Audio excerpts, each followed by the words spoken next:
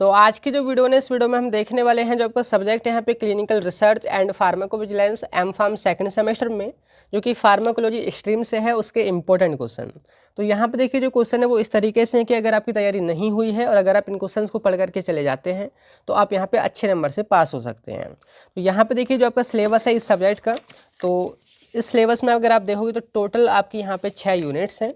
ठीक है, तो 6 यूनिट से हमारे टोटल यहाँ पे ना 31 क्वेश्चन सेलेक्ट हुए हैं जो कि बहुत ही इंपॉर्टेंट है।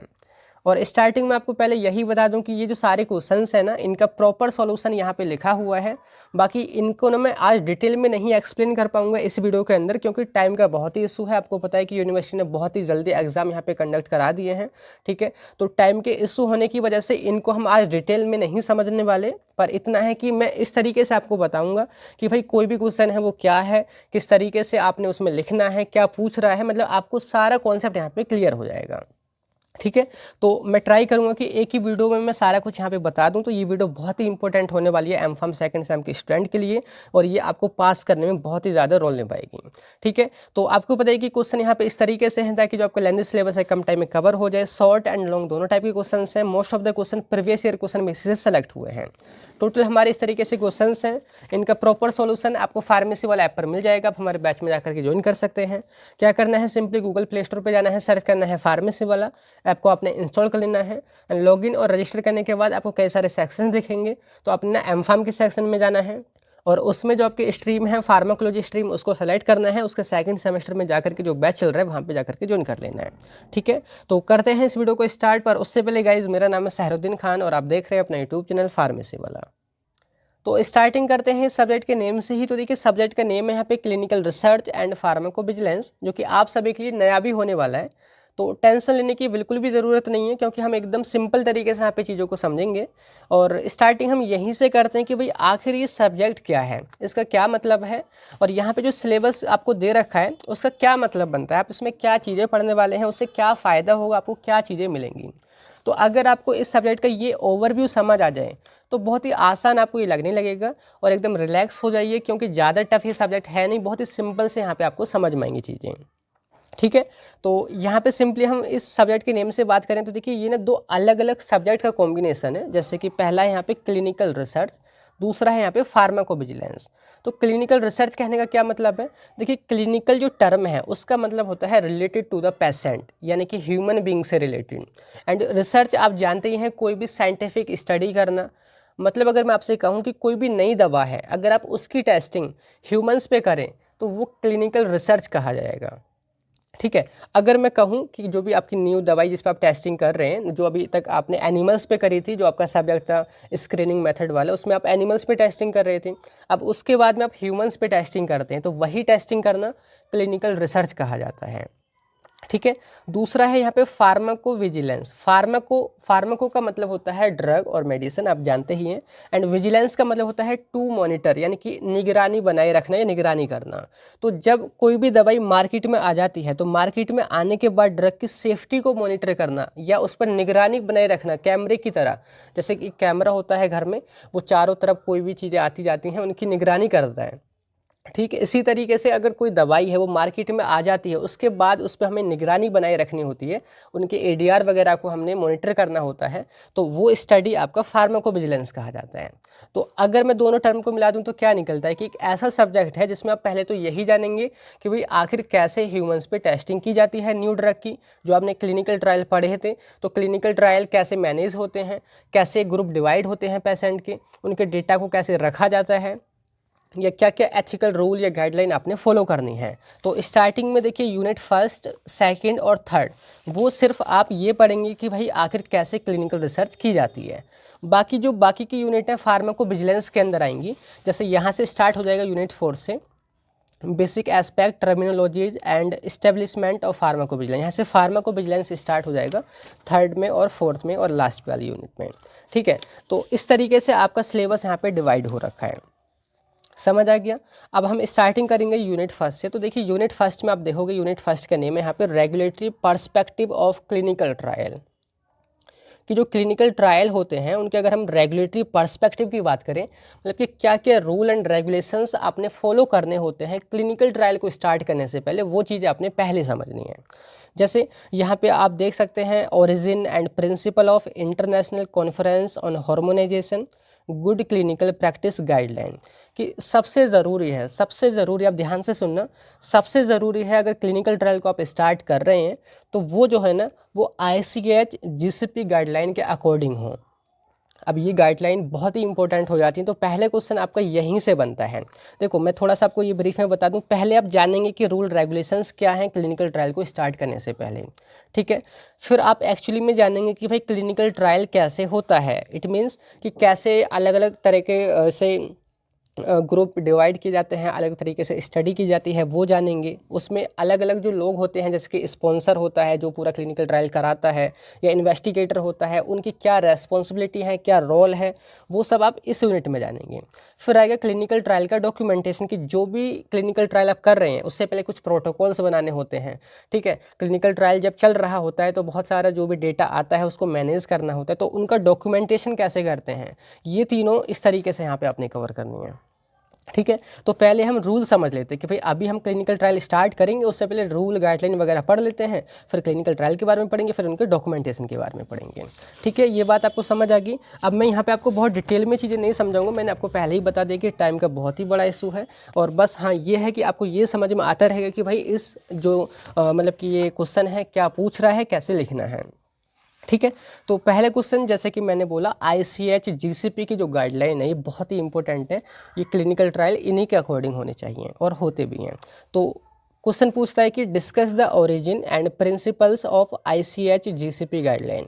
ये जो ICH GCP गाइडलाइंस हैं उनकी उत्पत्ति कहाँ से हुई, कैसे हुई, ओरिजिन उनका आपने बताना है, आखिर उनकी ज़रूरत ही क्यों पड़ी, एंड प्रिंसिपल्स मतलब क्या क्या प्रिंसिपल्स हैं, क्या क्या रूल्स हैं, गाइडलाइंस हैं जो फॉलो करनी चाहिए, ठीक है।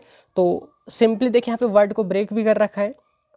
ICH का मतलब पहले मैं आपको बता देता हूँ, ये एक इंटरनेशनल काउंसिल होती है फॉर हार्मोनाइजेशन। मतलब जैसे पूरे अगर वर्ल्ड के अंदर देखोगे बहुत सारे कंट्रीज़ हैं, तो उन सारे कंट्रीज़ के ना अलग अलग रूल एंड रेगुलेशंस रहते हैं। पर अब दवाई की बात चल रही है, इससे रिलेटेड अगर मैं कहूँ तो अलग अलग अगर कोई भी जैसे कंट्री सपोज इंडिया है या चाइना है या आपको कोई भी अमेरिका वगैरह है, तो वो अगर अलग अलग तरीके से क्लिनिकल ट्रायल करेगा, जैसे कि हम अभी आप जानते हैं 4 फेजेस में होते हैं, अगर कोई 3 फेज़ में करे या कोई 2 फेज़ में करे तो जो भी दवाइयाँ बनेंगी वो मतलब कि एक तरीके से बराबर नहीं बन पाएंगी।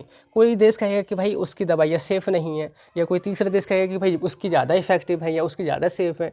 तो इन सब चीज़ों को दूर करने के लिए ना यहाँ पे बहुत सारी कंट्रीज़ का एक संगठन बना है, जिसका नेम है यहाँ पे ICH, बोले तो इंटरनेशनल काउंसिल। एक इंटरनेशनल एक संगठन है, परिषद है, काउंसिल है, किसके लिए, हार्मोनाइजेशन के लिए, मतलब मेल मिलाप के लिए, कि सभी एक बराबर हो जाएं, सभी एक दूसरे के रूल फॉलो करें, मतलब एक ही रूल फॉलो करें, ठीक है। तो एक संगठन है, तो उस संगठन ने कुछ गाइडलाइंस दी हैं, किसकी गाइडलाइन, GCP की गाइडलाइन। GCP बोले तो गुड क्लिनिकल प्रैक्टिस, गुड बोले तो अच्छी, क्लिनिकल आप जानते ही हैं पेशेंट से रिलेटेड, प्रैक्टिस बोले तो कोई भी स्टडी करना, कि अगर आप पेशेंट पर स्टडी करें तो वो गुड अच्छे तरीके से कैसे हो, तो उसके रिगार्डिंग यहाँ पे गाइडलाइन दे रखी है। वो गाइडलाइन आपने क्लिनिकल ट्रायल करने से पहले समझनी होंगी, प्लस वो फॉलो करनी पड़ती हैं।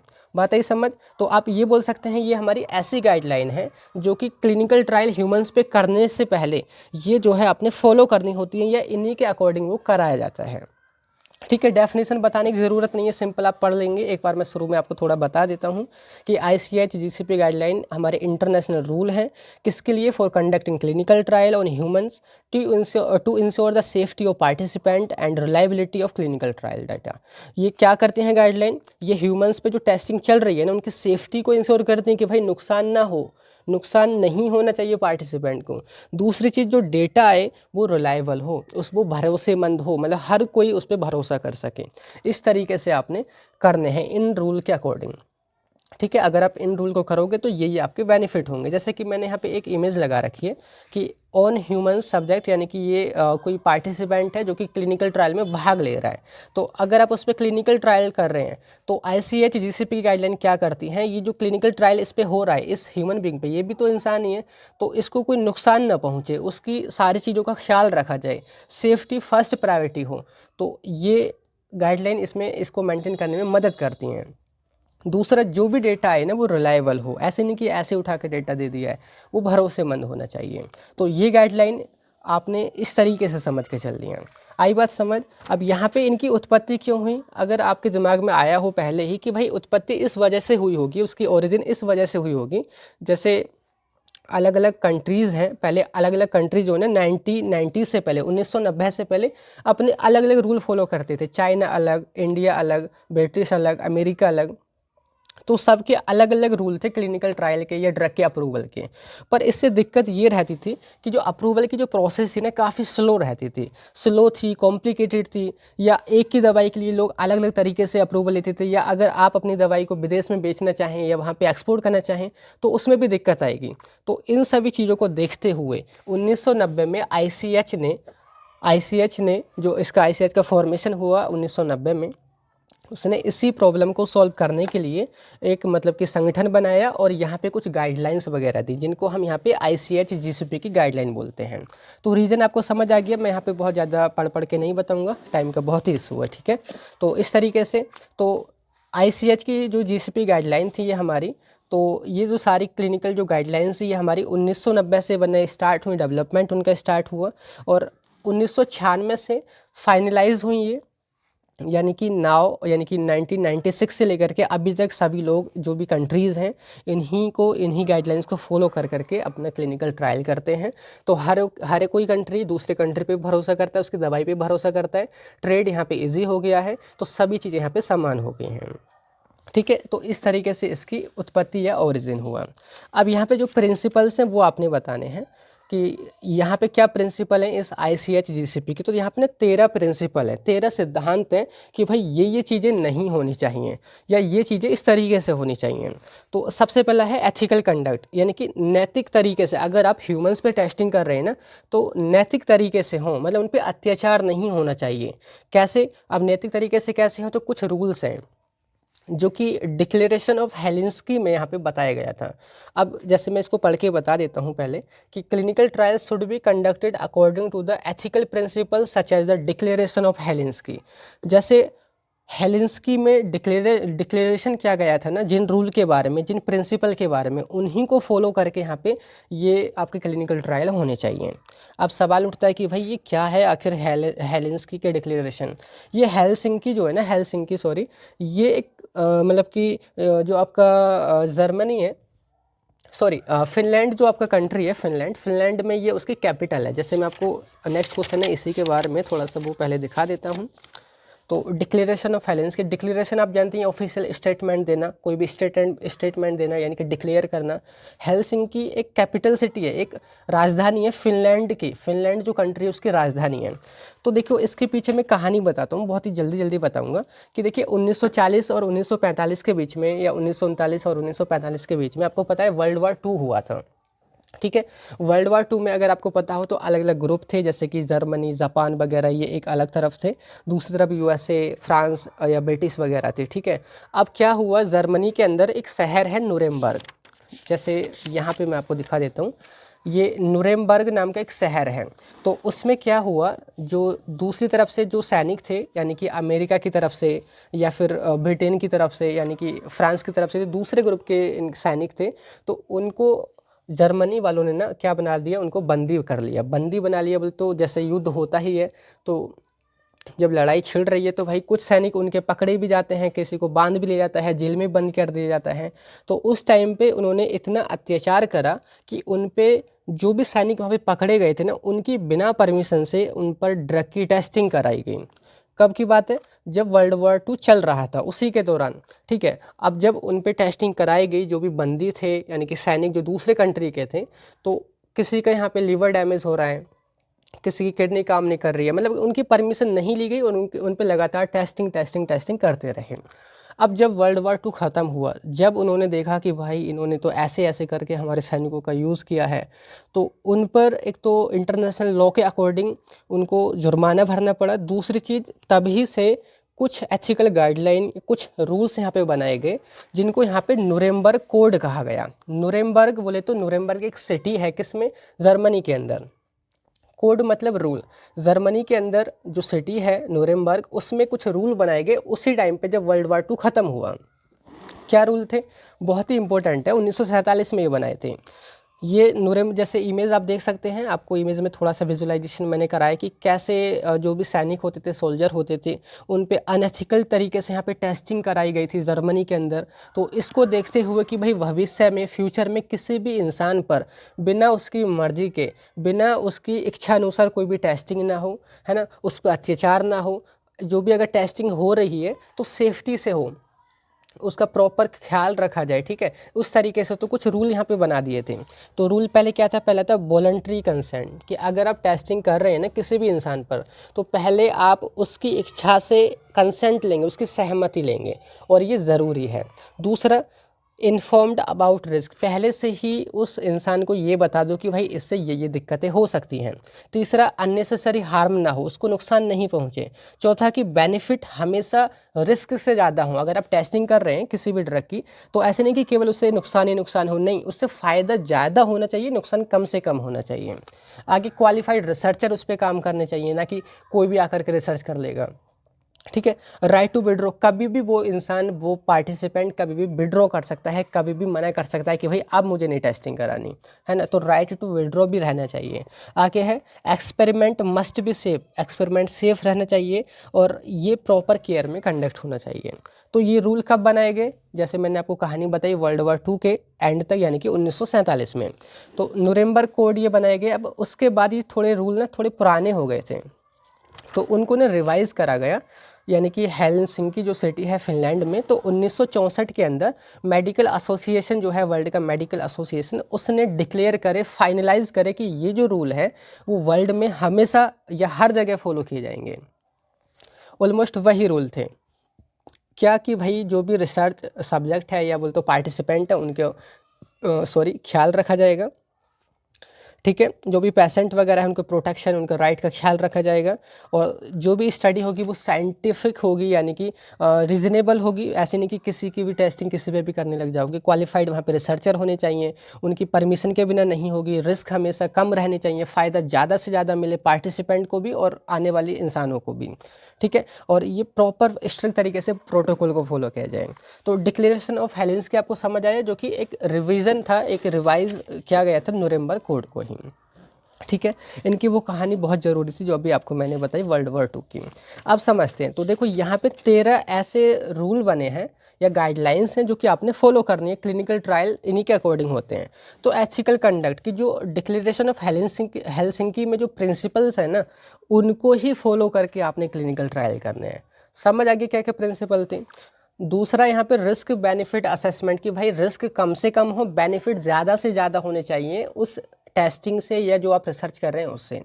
तीसरा, पार्टिसिपेंट का प्रोटेक्शन रहना चाहिए, उनकी सुरक्षा होनी चाहिए, उनकी चीज़ों का ख्याल आपने रखना होगा, ठीक है, वो आपकी फर्स्ट प्रायोरिटी रहनी चाहिए। नेक्स्ट है एडिक्वेट डेटा अबाउट ड्रग, पहले से ही जिस ड्रग की आप टेस्टिंग कर रहे हैं ना उसका प्री क्लिनिकल डेटा जरूर रहना चाहिए, ऐसे नहीं कि डायरेक्टली आप टेस्टिंग कर दोगे। नेक्स्ट है साइंटिफिक स्टडी डिज़ाइन, जो भी आप टेस्टिंग करें ना वो साइंटिफिक हो, रीजनेबल हो, और पहले से ही सारे प्रोटोकॉल्स वगैरह बना के रखे हो, सारे नियम पहले से ही हों कि कब देनी है, कौन सी ड्रग देनी है, कितने डोज में देनी है, कब तक चलेगी, कब तक सारी चीज़ें रहेंगी, वो पहले से ही डिज़ाइन करना होगा। नेक्स्ट है कि फॉलो द अप्रूव्ड प्रोटोकॉल, और जो IRB है, IRB में अभी आपको बताऊँगा, एक इंस्टीट्यूशनल रिव्यू बोर्ड है जिसका काम होता है कि किसी भी मतलब कि हॉस्पिटल के अंदर या किसी भी इंस्टीट्यूट के अंदर अगर कोई टेस्टिंग चल रही है तो एक कमेटी रहती है जो कि ये चेक करती है कि भाई जो भी क्लिनिकल ट्रायल हो रहे हैं वो सही से हो रहे हैं या नहीं हो रहे हैं। तो उनसे प्रोटोकॉल अप्रूव्ड रहने चाहिए, अप्रूवल मिलना चाहिए, ठीक है। नेक्स्ट यहाँ पे मेडिकल केयर, जो भी पार्टिसिपेंट उनकी प्रॉपर मेडिकल केयर की जानी चाहिए, और जो भी मतलब कि इस इन्वेस्टिगेशन में इन्वॉल्व हैं वो क्वालिफाइड स्टाफ हों, ट्रेंड स्टाफ हों, ऐसा नहीं कि कोई भी कर देगा। और जो मोस्ट इम्पोर्टेंट है वो है इन्फॉर्म्ड कंसेंट, कि जो भी पार्टिसिपेंट है उससे आप लिखित में उसकी मर्ज़ी से इच्छा अनुसार कंसेंट लो, उससे सहमति लो कि भाई आप इसमें रोल कर रहे हैं, पार्टिसिपेट कर रहे हैं, और उसके रिस्क बेनिफिट पहले ही एक्सप्लेन कर दो, उस पार्टिसिपेंट को क्या फ़ायदा होगा वो पहले ही बता दो, उसकी मर्ज़ी रहेगी, कोई ज़बरदस्ती नहीं रहनी चाहिए। नेक्स्ट है जो भी डेटा अगर आप क्लिनिकल ट्रायल में मतलब क्लिनिकल ट्रायल कर रहे हो, जो भी डेटा आ रहा है उसको एक्यूरेटली यहाँ पे रिकॉर्ड करना है, ठीक है। नेक्स्ट है यहाँ पे कॉन्फिडेंशियलिटी ऑफ रिकॉर्ड, जो भी पेशेंट की पर्सनल इन्फॉर्मेशन है, नेम पता या क्या क्या उस पर टेस्टिंग चल रही है, क्या मतलब की दिक्कतें जो भी आ रही हैं, तो हर एक डेटा यहाँ पे गोपनीय रहे, यानी कि सीक्रेट रहना चाहिए, छिपा हुआ रहना चाहिए। आगे है, जिस भी आप न्यू ड्रग की यहाँ पे टेस्टिंग कर रहे हैं वो GMP को फॉलो करके बनाई गई हो, गुड मैन्युफैक्चरिंग प्रैक्टिस के द्वारा, यानी कि सही से मैन्युफैक्चर हो, हैंडलिंग सही से हो, स्टोरेज सही से हो, इस तरीके से होनी चाहिए। लास्ट में है क्वालिटी एश्योरेंस, यानी कि क्लिनिकल ट्रायल में प्रॉपर तरीके से क्वालिटी को एश्योर करने के लिए एक टीम भी रहे जो बार बार ये चेक करती रहे कि सब चीज़ें सही तरीके से चल रही हैं। तो इस तरीके से ये सारे प्रिंसिपल थे ICH-GSP गाइडलाइन के। मैंने इसमें बहुत ज़्यादा टाइम लगा दिया है क्योंकि ये बहुत इंपॉर्टेंट है, प्लस शुरू का कॉन्सेप्ट समझना बहुत ज़रूरी है। ठीक है, अब फटफट आगे हम कवर करते हैं। नेक्स्ट में नुरेम्बर्ग कोड, आपको समझ आ गया, कुछ रूल थे जो कि भाई 1947 में जब बनाए गए थे। ठीक है, क्या दिक्कतें थी, कैसे उन पे सैनिकों पे अत्याचार किया, तब ये बनाए गए थे। ठीक है, तो डिक्लेरेशन ऑफ हेलेंस की उन्हीं का रिवीजन है। नेक्स्ट यहाँ पे शॉर्ट में आ जाता है कि IRB क्या है, इंस्टीट्यूशनल रिव्यू बोर्ड, और इसका क्या रोल है। तो देखिए सिलेबस में मैं आपको दिखा दूँ, यहाँ पे ना आपको मिलेगा एथिकल कमेटी। देखो एक है एथिकल कमेटी और उसी के अंदर है इंस्टीट्यूशनल रिव्यू बोर्ड, जिसको हम IRB बोलते हैं। देखो दो चीज़ें आपको मिलेंगी, जैसे मैं आपको यहाँ पे लिख करके बता देता हूँ। एक है IRB और एक है IEC। ये दोनों का मतलब एक ही है। एक है इंस्टीट्यूशनल रिव्यू बोर्ड, एक है इंडिपेंडेंट या इंस्टीट्यूशनल एथिकल कमेटी। तो USA के अंदर इसको IRB बोलते हैं और इंडिया या जो आपका यूरोप वगैरह है उसके अंदर IEC बोलते हैं। तो IEC या IRB क्या है, जैसे कि रिसर्च सेंटर जो भी होते हैं, जैसे कि कोई यूनिवर्सिटी हुई या कोई हॉस्पिटल हुआ या कोई और भी रिसर्च सेंटर हुआ, तो उस खुद के रिसर्च सेंटर के अंदर एक कमेटी होती है एक्सपर्ट की। ठीक है, जो कि क्या करती हैं, क्लिनिकल ट्रायल जो भी हो रहा है उसको एक तरीके से उसकी सेफ्टी को इंश्योर करती हैं, उसको लगातार मॉनिटर करती हैं, और इनसे कुछ प्रोटोकॉल्स वगैरह अप्रूव कराए जाते हैं कि भाई इस तरीके से ये सारा आपका क्लिनिकल ट्रायल होगा। तो IRB इंस्टीट्यूशनल रिव्यू बोर्ड या IEC इंस्टीट्यूशनल एथिकल कमेटी का काम क्या है, ये आपको मैंने भी बता दिया, जो कि दोनों एक ही हैं। अगर अलग अलग आ जाए तो आप कन्फ्यूज़ मत होना। ठीक है, तो यहाँ पे वर्ड ब्रेकडाउन लिख रखा है, सिंपल डेफिनेशन में आपको बता दूँ कि IRB एक कमेटी है जो कि रिव्यू या अप्रूव करती है क्लिनिकल रिसर्च को। अगर आप ह्यूमंस बीइंग पे टेस्टिंग कर रहे हैं तो उसको अप्रूव करने का काम किसी भी एक सेंटर के अंदर या किसी भी हॉस्पिटल या रिसर्च सेंटर के अंदर यही करती हैं। ठीक है, तो समझ आ गया। तो इनका रोल आपको यही चीज़ है कि भाई ये रिव्यू करते हैं क्लिनिकल ट्रायल के प्रोटोकॉल वगैरह को। ठीक है, पार्टिसिपेंट की सेफ्टी को इंश्योर करती हैं, और ये इंश्योर करती हैं कि जो भी पार्टिसिपेंट हैं उनकी इच्छा के अनुसार वो उसमें पार्टिसिपेट कर रहे हैं या नहीं कर रहे हैं। ठीक है, ये सब चीज़ें इसका रोल हो गया। अब नेक्स्ट यहाँ पे जो इम्पोर्टेंट है वो है शेड्यूल बाई क्या है। शेड्यूल बाई अगर आपने जूरिस्प्रूडेंस में पढ़ा होगा, जो cosmetic drug and cosmetic act आया था, ड्रग्स एंड कॉस्मेटिक एक्ट, जो कि 1940 और उसके रूल 1945 में आए थे। तो उसके अंदर एक शेड्यूल है, शेड्यूल बाई। शेड्यूल बाई क्या करता है, गाइडलाइन प्रोवाइड करता है क्लिनिकल ट्रायल से रिलेटेड, कि अगर आप इंडिया के अंदर क्लिनिकल ट्रायल कर रहे हैं तो क्या क्या रूल्स फॉलो करने हैं, या उसके लिए अप्रूवल के लिए क्या क्या चीज़ें चाहिए, तो वो शेड्यूल बाई के अंदर लिखी हुई हैं। ठीक है, वही चीज़ मैंने यहाँ पे दिखा रखी है। तो शेड्यूल बाई के लिए क्या क्या गाइडलाइंस हैं, क्या क्या रूल आपने इंडिया में फॉलो करने होंगे अगर आप क्लिनिकल ट्रायल कर रहे हैं, क्योंकि हम तो इंडिया में हैं तो हमें शेड्यूल बाई को पढ़ना बहुत ज़रूरी है। तो ये चीज़ें आपने यहाँ पे कवर करनी है। ठीक है, तो सिलेबस में आपको यहाँ पे मिल जाएगा शेड्यूल बाई। तो बात करें तो पहला सबसे जो ज़रूरी है, अगर आप क्लिनिकल ट्रायल करना चाहते हैं तो आपको परमिशन लेनी होगी CDSCO का जो हेड होता है, DCGI, drug controller general of India, उससे आपने परमिशन लेनी होगी। ठीक है, उससे आपने परमिशन ले ली। अब उसके परमिशन के बाद आप जहाँ पे रिसर्च कर रहे हैं, जिस सेंटर के अंदर, वहाँ पे एक कमेटी होती है, या बोल सकते हैं वहाँ पे एक बोर्ड होता है, IRB या IEC या एथिक्स कमेटी, उससे भी आपने अप्रूवल लेना होता है। ठीक है, दोनों से अप्रूवल ले लिया। उसके बाद फिर आपने परमिशन लेनी होती है, इन्फॉर्म्ड कंसेंट लेना होता है उन पेशेंट से या पार्टिसिपेंट से जो क्लिनिकल ट्रायल में रोल निभाएंगे, जिन पे टेस्टिंग एक्चुअली में होगी, तो उनसे भी परमिशन लेनी होगी। ये रूल है, आप इनको अच्छे से देख लीजिएगा। ठीक है, नेक्स्ट है clinical trial phases. Clinical trial किस किस फेज में किस किस तरीके से होगा, वो भी इसी शेड्यूल के अंदर डिस्क्राइब है। जैसे 4 फेजेज में होता है। फेज़ 1 में एक्चुअली में सेफ्टी सिर्फ पता करनी होती है, सेफ्टी। और ये फेज़ 1 जो है ये 20 से 30 हेल्दी वॉलेंटियर पे होता है। मतलब यहाँ पे उस जो भी वॉलंटियर आपके रहेंगे उनको कोई भी दिक्कत नहीं होगी, वो एकदम हेल्दी रहेंगे। उन पे हम सबसे पहले अपनी दवाई की सेफ्टी चेक करेंगे। 20 से 30 जने होंगे, सेफ्टी चेक करेंगे कि भाई सेफ़ है या नहीं है, यहीं से हमें डोज़ वगैरह का पता चल जाएगा। फिर उसके बाद फ़ेज़ 2 में हम एक्चुअल पेशेंट लेंगे। जैसे डायबिटीज़ की अगर दवाई की टेस्टिंग कर रहे हैं तो पहले तो आपने नॉर्मल पेशेंट पे टेस्टिंग करी, सेफ्टी सही रही, फिर आगे बढ़ेंगे, फिर हम एक्चुअली में अब डायबिटीज़ के पेशेंट लेंगे 100 से 300, इफेक्टिवनेस को हम चेक करेंगे। ठीक है, फर्दर हम फिर उसी इफेक्टिवनेस को कंफर्म करने के लिए 1000 से 3000 लोगों पर यहाँ पे दोबारा से टेस्टिंग करेंगे, थर्ड फेज जिसको हम बोलते हैं, ताकि कंफर्म हो जाए कि इफेक्ट आ रहा है या नहीं आ रहा है। लास्ट में इसके बाद एनडीए फॉर्म भरा जाता है, जो कि सीडीएसओ को भेजते हैं। अप्रूवल मिलने के बाद ड्रग मार्केट में आ जाती है। फिर लगातार उस पर फेज़ 4 यानी कि पोस्ट मार्केटिंग सर्विलेंस यहाँ पे चलता रहता है। ठीक है, ये सब शेड्यूल बाई में ही है। उसके बाद इन्वेस्टिगेटर की क्या रेस्पॉन्सिबिलिटी है, यानी कि जो भी टेस्टिंग करेगा फिजिशियन या डॉक्टर, उसकी रेस्पॉन्सिबिलिटी। स्पॉन्सर की और साथ में स्पॉन्सर बोले तो वो पर्सन या वो कंपनी या वो ऑर्गेनाइजेशन जो कि क्लिनिकल ट्रायल कंडक्ट करा रही है या जो अप्रूवल चाहती है अपनी ड्रग का, जो अपनी ड्रग की टेस्टिंग कर रही है, जो उसको पूरे को फंडिंग भी करता है, पूरा रुपया खर्चा स्पॉन्सर ही करता है। तो उसकी सारी रेस्पॉन्सिबिलिटी ये सब उसी में लिखी है।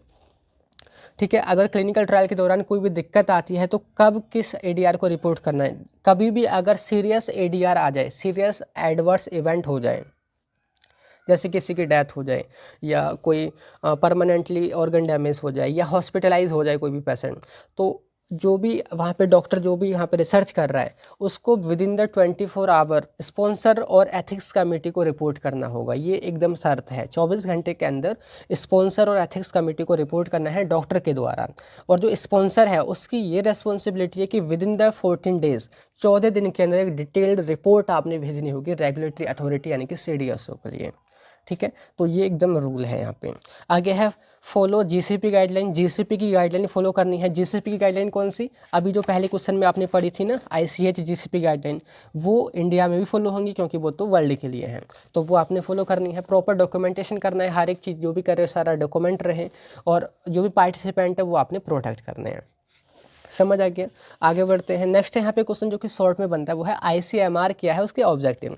ICMR Indian council of medical research, एक ऐसा ऑर्गेनाइजेशन है इंडिया के अंदर जो कि ह्यूमंस पे जो भी टेस्टिंग होती है मेडिकल से रिलेटेड या हेल्थ से रिलेटेड, उसको प्रमोट करता है और ऑर्गेनाइज करता है। समझ आए। ये 1911 में इस्टेब्लिश हुआ था, हेडक्वार्टर न्यू दिल्ली इंडिया में है, और इसका इमेज आप देख सकते हैं। आईसीएमआर कुछ इस तरीके से है, और ऑब्जेक्टिव क्या रहेंगे इसके कि ये प्रमोट करता है medical and health research. India के अंदर अगर दवाइयों से रिलेटेड या हेल्थ से रिलेटेड जो भी रिसर्च हो रही हैं ये उसको प्रमोट करता है, क्योंकि गवर्नमेंट का है। जैसे सपोज करो अभी कोरोना आया था, कोरोना के टाइम पे जो भी वैक्सीन वगैरह सब लोग खोजने में लगे थे, हर एक कंट्री के पास रिसर्च सेंटर होते हैं, तो इंडिया के अंदर मेन यहाँ पे आईसीएमआर है जो कि इन सब चीज़ों को प्रमोट करता है, ऑर्गेनाइज करता है। ठीक है, तो ये हो गया। और नेक्स्ट है क्या, गाइडलाइन ये बनाता है। अगर आप रिसर्च करें तो उसकी गाइडलाइन में भी ये रोल निभाता है, सजेस्ट करता है गवर्नमेंट को। आगे कोई भी डिसीज़ अगर कंट्री में इंडिया के अंदर फैल रही है तो उसको प्रिवेंट करने में, कंट्रोल करने में मदद करता है, और पब्लिक की ये हेल्थ को इम्प्रूव करता है रिसर्च करके। ये है आपका आईसीएमआर। समझ आया। नेक्स्ट यहाँ पे इन्फॉर्म्ड कंसेंट क्या है। इन्फॉर्म्ड कंसेंट यानी कि सूचित सहमति, मतलब कि किसी को इन्फॉर्म करके उससे सहमति लेना।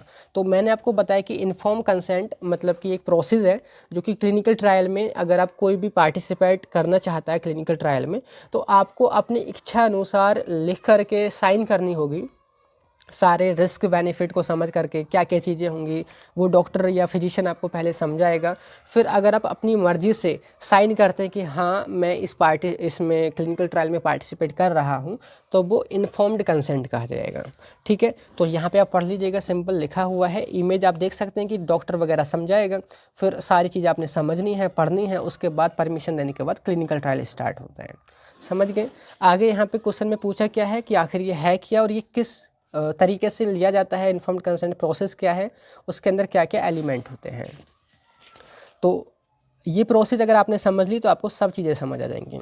तो सबसे पहला काम होता है डिस्कशन विद पार्टिसिपेंट, कि स्टार्टिंग में जो भी पार्टिसिपेंट है वो डॉक्टर से डिस्कस करेगा, यानी कि डॉक्टर सारी इन्फॉर्मेशन दे देगा कि भाई आखिर ये स्टडी क्यों हो रही है, इससे क्या फ़ायदा है, क्या नुकसान है, आपको हम क्या क्या चीज़ें करेंगे, आपको क्या नुकसान हो सकता है, क्या फ़ायदा होगा, आपको क्या मिलेगा, तो वो डिस्कशन चलता है।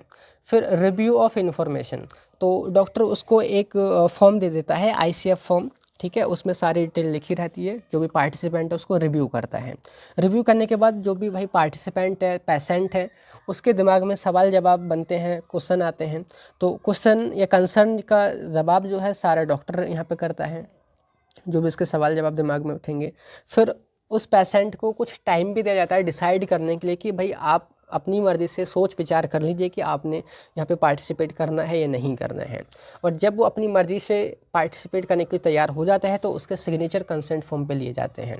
तो ये पूरी प्रोसेस है इन्फॉर्म्ड कंसेंट की। यही स्टेप बाय स्टेप लिखा हुआ है। डिस्कशन करेंगे पहले पार्टिसिपेंट से, रिव्यू करेगा पार्टिसिपेंट इन्फॉर्मेशन की, फिर आगे जो भी क्वेश्चंस आएंगे उनको एड्रेस किया जाएगा, टाइम टू डिसाइड के लिए टाइम दिया जाएगा, लास्ट में साइन कराए जाएंगे। समझ गए? इस तरीके से चीज़ें आपने करनी है। आगे है essential element of informed consent. Informed consent में क्या क्या मतलब कि इम्पोर्टेंट या ज़रूरी चीज़ें रहती हैं।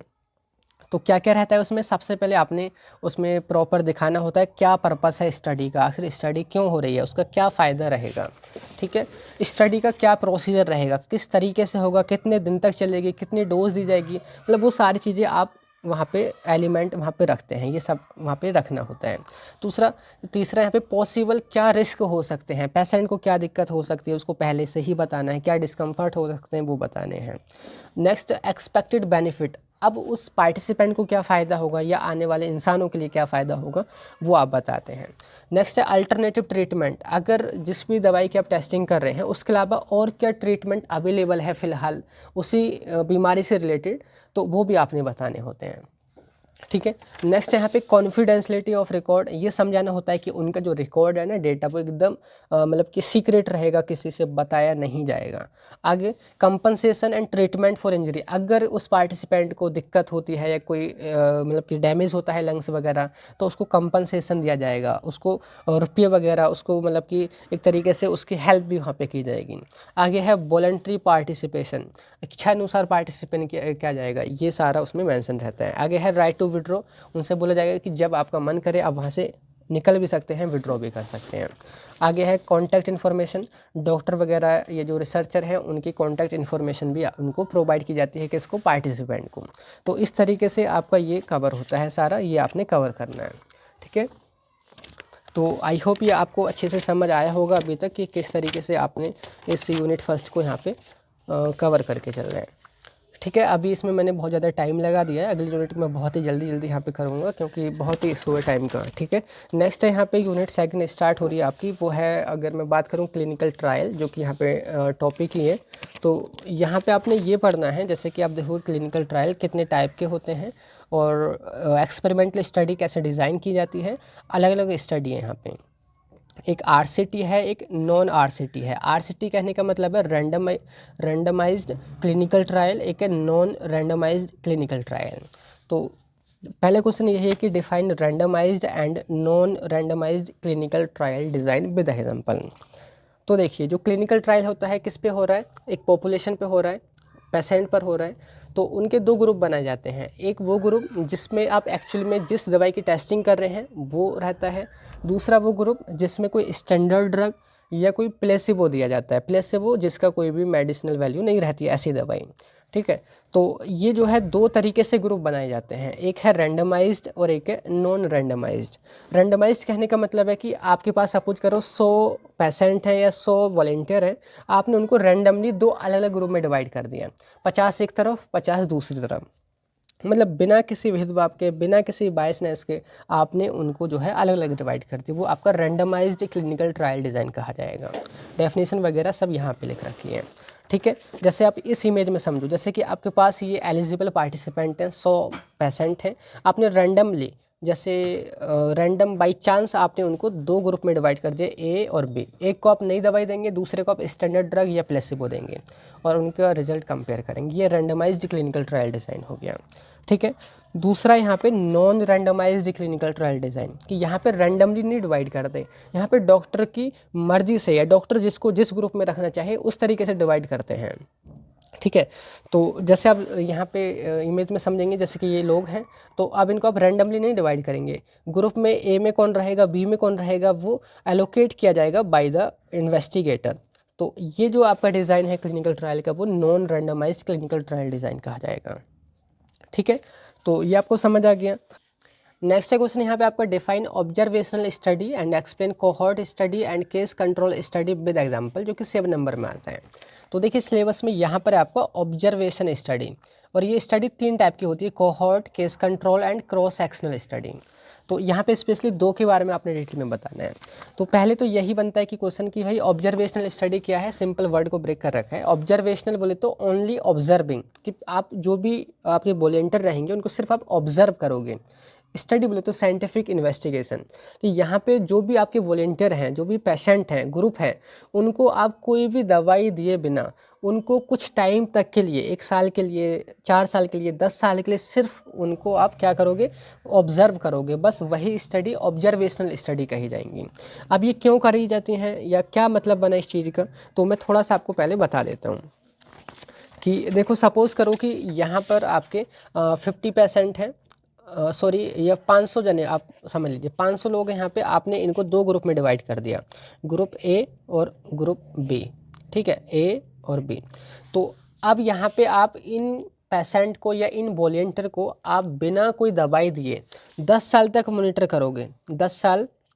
ठीक है, आने वाले 10 साल आप यहाँ पे आगे एग्जाम्पल तौर पे आने वाले आगे 10 साल, जैसे अभी 2026 चल रहा है, 2026 से आप 2036 तक इनको मॉनिटर करोगे कि ये जो ग्रुप है ये स्मोकिंग करता है, यानी कि नशा, धूम्रपान ये सब करता है।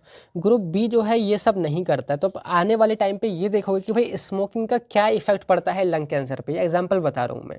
तो यहाँ पे आपने ना तो कोई दवाई दी, ना कोई इंटरवेंशन किया, जस्ट आपने 2 ग्रुप बनाए और उनको आने वाले 10 साल, 4 साल, 5 साल उनको आपने मॉनिटर किया, ऑब्जर्व करा। बस यही स्टडी ऑब्जर्वेशनल स्टडी कही जाएगी।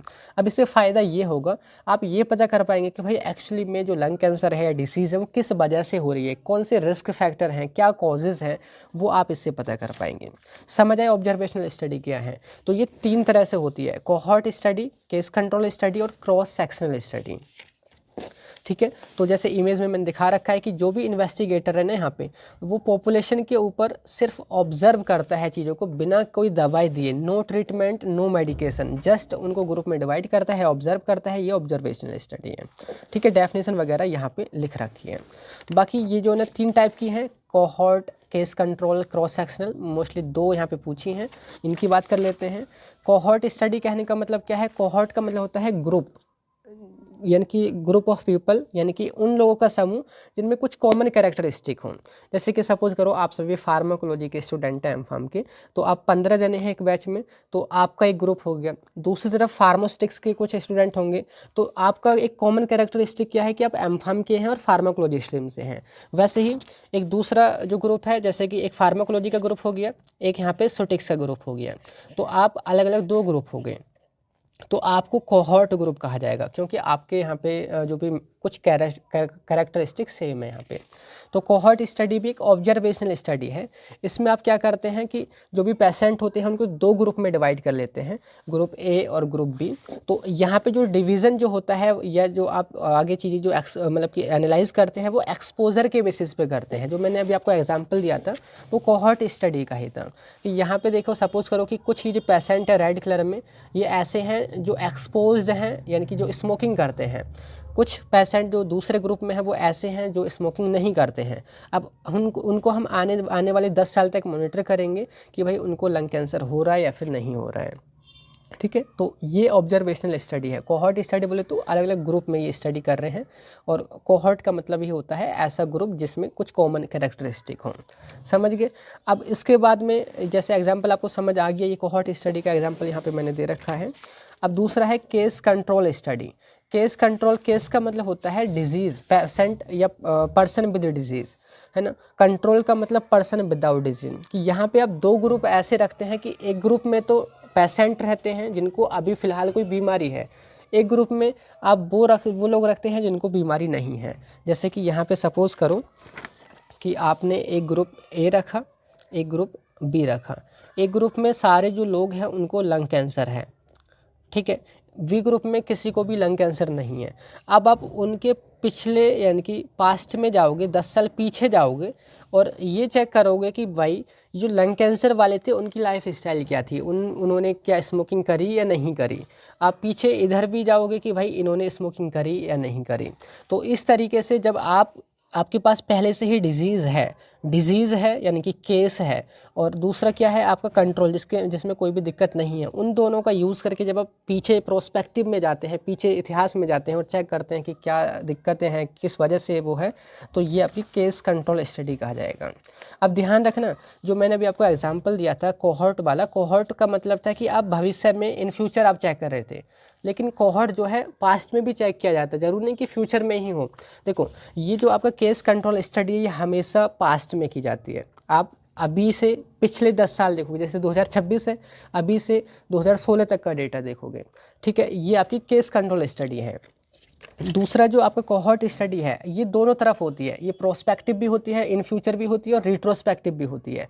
इन फ्यूचर जैसे अभी 2026 से 2036 तक का डेटा देखोगे, ये 2026 से पीछे 2016 तक का डेटा देखोगे। लेकिन यहाँ पे आपके हाथ में स्टार्टिंग में आपके पास प्रेजेंट टाइम में कोई भी डिजीज़ वाला पर्सन नहीं रहेगा, वो सिर्फ एक्सपोज हो रहा होगा। जैसे ये एक्सपोज हो रहे हैं यानी कि ये क्या कर रहे हैं, सिगरेट पी रहे हैं, सिगरेट नहीं पी रहे हैं, यहाँ पे इनमें डिजीज़ वाला अभी फ़िलहाल कोई है नहीं, बाद में डिसीज़ डेवलप होगी। लेकिन केस कंट्रोल के अंदर क्या है, पहले से ही यहाँ पे डिसीज़ डेवलप रहती है।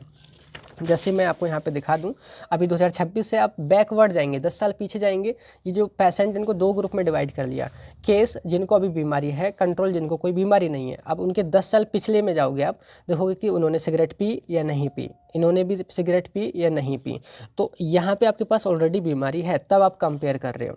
तो ये है आपकी केस कंट्रोल स्टडी, समझ आ गया।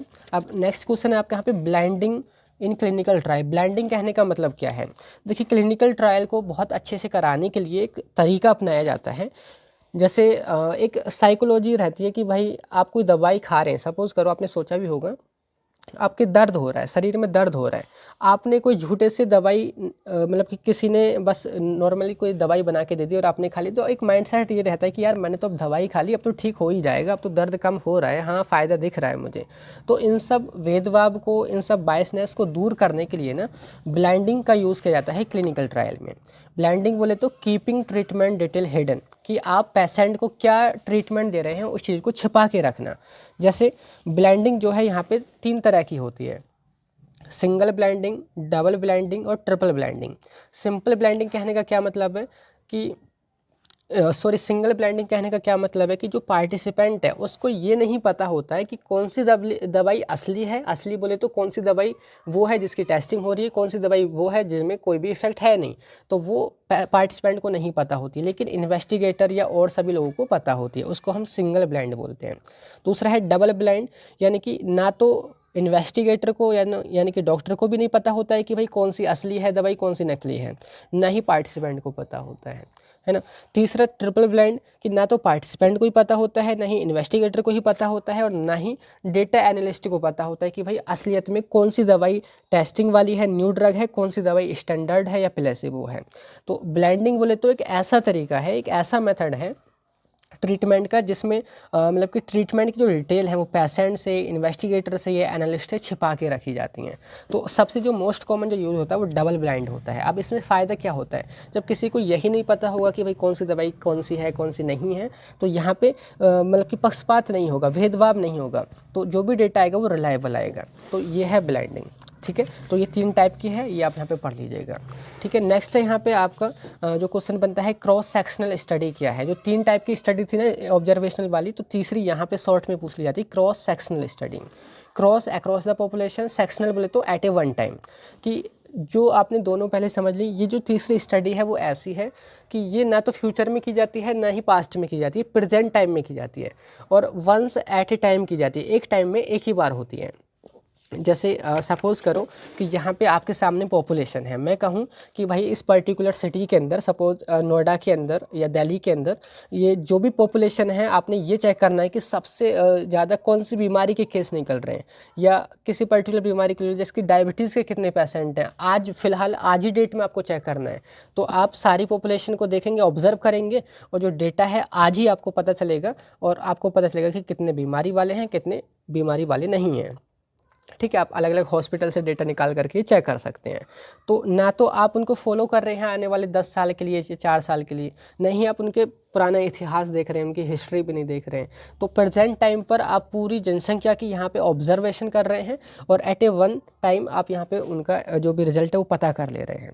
तो ये स्टडी तब यूज़ की जाती है जब ये पता करना हो, जैसे कि कोरोना आया था, वहाँ पे लगातार आपको टीवी पे आकर के बोल देते थे ना कि भाई इतने कोरोना के केसेस हैं, इतने कोरोना केसेस इस देश में हैं। तो वहाँ पे एट ए वन टाइम यही क्रॉस सेक्शनल स्टडी हो रही थी। ठीक है, तो ये आपको समझ आ गया होगा। जैसे कि सर्वे करना हो किसी भी सिटी के अंदर, तो वो क्रॉस सेक्शनल स्टडी ही होता है। समझ आया। अब नेक्स्ट क्वेश्चन यहाँ पे कि भाई discuss the role and responsibilities of sponsor and CRO। ये बहुत ही इंपॉर्टेंट क्वेश्चन है इस यूनिट का, ये लास्ट क्वेश्चन रहेगा यहाँ पे, लॉन्ग क्वेश्चन। तो यहाँ पे सिलेबस में दिखा देता हूँ आपको। जैसे इन्वेस्टिगेटर और जो आपका स्पॉन्सर है ये क्या है, और इनकी क्या रोल एंड रेस्पॉन्सिबिलिटी रहती है क्लिनिकल ट्रायल में, वो आपने बताना है। तो देखिए, स्पॉन्सर वो कंपनी है या वो पर्सन है जो क्लिनिकल ट्रायल की पूरी फंडिंग करता है, पूरा खर्चा उठाता है और उसको पूरा मैनेज भी करता है। जैसे कि सपोज़ करो मैंने घर बनवाना है, तो मैं घर बनवा रहा हूँ, मेरा घर बनना है, तो मतलब सारा खर्चा भी मेरा होगा। ठीक है, कहीं से भी सामान वगैरह लाना हो या सारी चीज़ों को मैनेज करना हो या देख रेख करनी हो, तो वो काम भी मेरा ही होगा। तो स्पॉन्सर वही होता है। स्पॉन्सर कोई भी कंपनी या कोई भी पर्सन या कोई भी ऑर्गेनाइजेशन हो सकता है, जैसे कि यहाँ पे इमेज मैंने लगा रखी है। अब एज ए स्पॉन्सर मेरी क्या रिस्पॉन्सिबिलिटी, अगर मेरी कोई फार्मा कंपनी है, मेरा कोई क्लिनिकल ट्रायल चल रहा है ना, तो मेरी क्या रिस्पॉन्सिबिलिटी बनती है, मेरा क्या जिम्मेदारी है, वो आपने बतानी है। तो पहला है ट्रायल को प्लान करना। ट्रायल कब से स्टार्ट होगा ट्रायल कब से स्टार्ट होगा और किन पेशेंट पे होगा, कहाँ पे होगा, कौन करेगा, इन्वेस्टिगेटर कौन होगा, वो सब प्लान करना। ठीक है, आगे है यहाँ पे आपका फाइनेंशियली सपोर्ट करना, सारा खर्चा मैं ही उठाऊंगा, फाइनेंशियल सपोर्ट। प्रोटोकॉल वगैरह रूल रेगुलेशन मैं ही बनाऊंगा अपनी टीम से मिल करके। आगे है selection of investigator and study site, कहाँ पे आप यहाँ पे मतलब कि क्लिनिकल ट्रायल को करोगे, हॉस्पिटल्स वगैरह कौन से रहेंगे या इन्वेस्टिगेटर डॉक्टर वगैरह कौन रहेंगे, तो वो सब मैं सेलेक्ट करूँगा, यानी कि अगर मैं स्पॉन्सर हूँ तो। आगे है अपॉइंटमेंट ऑफ CRO, ये भी क्वेश्चन में पूछा है। देखो यहाँ पे है रोल एंड रिस्पॉन्सिबिलिटीज़ आपने बतानी है स्पॉन्सर की और CRO की। तो CRO आप ऐसे समझो कोई ठेकेदार है। ये कुछ कंपनीज़ होती हैं, कुछ रिसर्च सेंटर होते हैं जो कि किसी दूसरे के बिहाफ से क्लिनिकल ट्रायल को ये कंडक्ट कराते हैं या मैनेज करते हैं। ऐसे ही समझो जैसे मैं अपना घर बनाना चाहता हूँ, खर्चा सब मेरा है, घर भी मेरा बन रहा है, पर मैं किसी एक ठेकेदार को पकड़ लूँ कि भाई देखो मेरा घर बन के तैयार होना है, लिंटर वगैरह सारा, प्लास्टर वगैरह सारा जो भी झंझट है अब उसी का होगा, CRO का, ठेकेदार का। CRO कौन है? ठेकेदार है, जो लेबर वगैरह सब रखता है, सारी मशीनरी है, सारी चीज़ें हैं, बस मुझे उसको रुपये देने हैं, फंडिंग करनी है, और जो ऊपर ऊपर के काम हैं बस वो मैंने मैनेज करने हैं। तो CRO को भी अपॉइंट करने का काम किसका है? स्पॉन्सर का ही होता है। आगे है रेगुलेटरी अप्रूवल। अगर बात करूं तो क्लिनिकल ट्रायल को स्टार्ट करने से पहले कुछ अप्रूवल लेना होता है, अभी हमने शेड्यूल वाई में समझा था। तो अप्रूवल कौन लेगा? स्पॉन्सर लेगा। आगे है सब्जेक्ट की सेफ्टी, जिस पर आप टेस्टिंग कर रहे हैं उसकी सेफ्टी को कौन इंश्योर करेगा? स्पॉन्सर करेगा। क्वालिटी एश्योरेंस, अगर क्लिनिकल ट्रायल अच्छे से हो रहे हैं या नहीं हो रहे हैं उनका एश्योरेंस करने के लिए टीम कौन बनाएगा? यही स्पॉन्सर बनाएगा। सेफ्टी रिपोर्टिंग, अगर कोई दिक्कत आती है तो रिपोर्ट कौन करेगा? सबसे पहले जो डॉक्टर है वो स्पॉन्सर को बताएगा, sponsor with in the 14 day detailed report भेजेगा CDSO को। ठीक है, तो ये सारी क्या है? रेस्पॉन्सिबिलिटी है। आगे लास्ट में ट्रायल को लगातार मॉनिटर करना, जो भी रिकॉर्ड डेटा आ रहा है उसको रिकॉर्ड करना, और फाइनली जब अप्रूवल चाहिए नई दवाई का उसको डेटा को सबमिट भी करना। ये किसका काम हो गया? सारे स्पॉन्सर के। अब दूसरा आता है जी ठेकेदार, यानी कि कॉन्ट्रैक्ट रिसर्च ऑर्गेनाइजेशन। इसका नेम ही खुद बता रहा है कॉन्ट्रैक्ट, जो कि कॉन्ट्रैक्ट या एग्रीमेंट पे काम करता है, एक रिसर्च ऑर्गेनाइजेशन होती है। ठीक है, जैसे मैंने यहाँ पे इमेज में दिखा रखा है, जैसे कि ये स्पॉन्सर है, कोई भी कंपनी, फार्मास्यूटिकल कंपनी या कोई भी पर्सन स्पॉन्सर हो सकता है, उसका काम करना है आपने ठेकेदार को दे दिया। ठेकेदार ही सारी चीज़ों को मैनेज करेगा कि भाई कितने पेशेंट रहेंगे, कैसे कैसे क्या होगा, ठीक है। अब उसके बाद इन्वेस्टिगेटर भी हो सकते हैं, या तो पेशेंट की जिम्मेदारी भी कई बार वो भी ले लेता है। वो डिपेंड करता है कि एग्रीमेंट में क्या क्या चीज़ें हैं, ठीक है। तो ये है आपका CRO।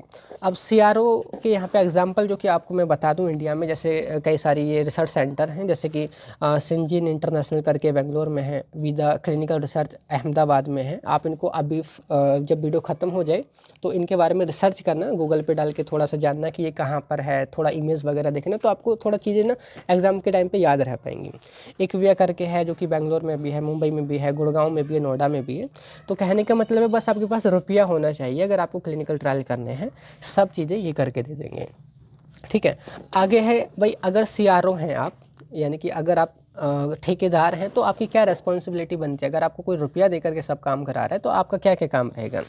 पूरे ट्रायल को कंडक्ट करना, दूसरा साइट सेलेक्ट करना कि भाई कहाँ पे किस हॉस्पिटल में होगा, या उसका मैनेजमेंट करना, ठीक है। नेक्स्ट है कि कोऑर्डिनेशन, जो भी हॉस्पिटल है, जो भी स्पॉन्सर है, या जो भी इन्वेस्टिगेटर है, उसके बीच में कोऑर्डिनेट करना। आगे यहाँ पे देखिए पेशेंट की भर्ती करना हो, यानी कि जो जो पेशेंट, कौन कौन से पेशेंट चाहिए, वो सारी चीज़ें देखता है। डेटा को मैनेज करता है, जितना भी डेटा निकल के आता है वो सब, डॉक्यूमेंटेशन वगैरह करना उन सभी का। और लास्ट में यहाँ पे क्वालिटी कंप्लायंस, प्रॉपर तरीके से क्लिनिकल ट्रायल को कराना हो, सेफ्टी को लगातार रिपोर्ट करना हो स्पॉन्सर को या एथिक्स कमेटी को, रिपोर्ट प्रिपेयर करना हो एंड में, और लास्ट में लगातार इंस्पेक्शन वगैरह और रेगुलेटरी सपोर्ट प्रोवाइड करना हो। तो ये सारे किसके, CRO के काम हो गए, रेस्पॉन्सिबिलिटी हो गई। समझ आ गया, आप इनको लिख सकते हैं, आपको ओवरव्यू तो एटलीस्ट समझ आ ही रहा होगा। अब यहाँ पे नेक्स्ट है क्वेश्चन, इन्वेस्टिगेटर क्या है और उसकी क्या रेस्पॉन्सिबिलिटी रहती है। इन्वेस्टिगेटर मतलब कि वो पर्सन या वो फिजिशियन, वो डॉक्टर या वो रिसर्चर जो कि एक्चुअली में इन्वेस्टिगेट कर रहा है, वो क्लिनिकल ट्रायल कर रहा है, वो इन्वेस्टिगेटर होता है। इमेज में आप देख सकते हैं ये इन्वेस्टिगेटर है, ये सारे के सारे पार्टिसिपेंट हैं, ठीक है। उनकी क्या रेस्पॉन्सिबिलिटी है। रेस्पॉन्सिबिलिटी सबसे पहले ये है कि प्रॉपर तरीके से जो भी प्रोटोकॉल्स हैं उन्हीं के अकॉर्डिंग क्लिनिकल ट्रायल कराना। दूसरा, जो भी पार्टिसिपेंट है उनकी सेफ्टी इंश्योर करना, ठीक है, उनको सही तरीके से ख्याल रखना। आगे, आप पार्टिसिपेशन करने से पहले या क्लिनिकल ट्रायल करने से पहले उनसे इन्फॉर्म्ड कंसेंट लेना, सहमति लेना, और लगातार जो भी रिकॉर्ड, जो भी डेटा निकल के आ रहा है उसको रिकॉर्ड करना, और अगर कोई ADR आए, एडवर्स इवेंट आए, तो उसको रिपोर्ट करना। ये सारी रेस्पॉन्सिबिलिटी हैं, ठीक है। तो ये आपकी यहाँ पे यूनिट सेकंड भी खत्म हो गई है। इस तरीके से सारा ओवरव्यू आपको समझ आ गया होगा। अब यूनिट थर्ड स्टार्ट होती है, क्लिनिकल ट्रायल के डॉक्यूमेंटेशन। अब जो भी क्लिनिकल ट्रायल स्टार्ट होने ही वाला है, तो उससे पहले आपने कुछ डॉक्यूमेंट, कुछ प्रोटोकॉल बनाने होते हैं, तो उससे रिलेटेड, ठीक है, IB वगैरह, CRF वगैरह, अभी हम इनको समझेंगे।